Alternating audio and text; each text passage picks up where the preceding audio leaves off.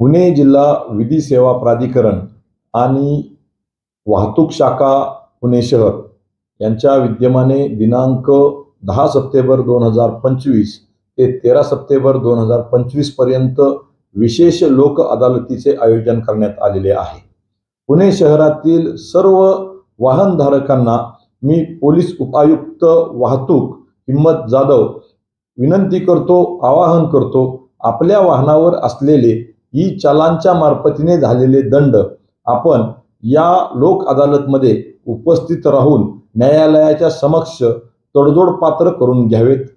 जास्तीत जास्त नागरिकांनी या लोक अदालतमध्ये सहभागी होऊन सहकार्य करावे ही विनंती।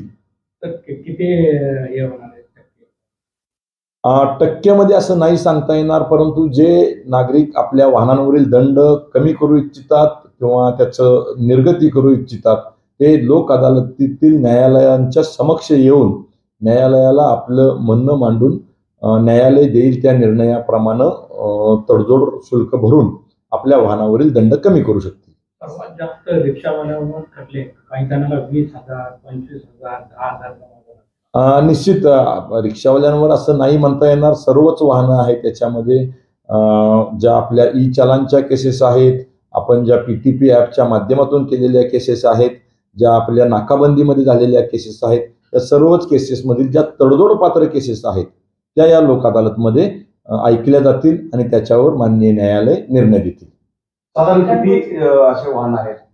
आपल्याकडे चालान प्रलंबितची संख्या 1.5 लाखाच्या आसपास आहे। आम्हाला अपेक्षा आहे या लोक अदालतच्या माध्यमातून साधारणतः 20,000 पर्यंत खटले आहेत त्याच्यामध्ये तडजोड केली जाऊ शकते। किती दिवस चालणार आहे?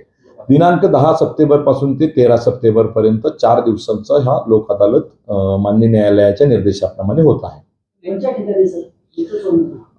मी पुन्हा सांगू इच्छितो, ही लोक अदालत आहे ती पोलीस उपायुक्त कार्यालय पोस्ट ऑफिस चौक येरवडा रोड या ठिकाणी होणार आहे।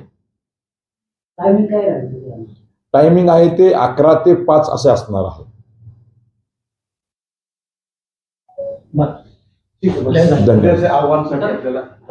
माझ्याकडे 1,70,000च्या आसपास केसेस मध्ये चालान पेंडिंग आहेत आणि तसं पुणे शहरातला विचार केला साधारणतः 400-450 कोटी रुपयाचा दंड प्रलंबित आहे। आता आम्ही उद्या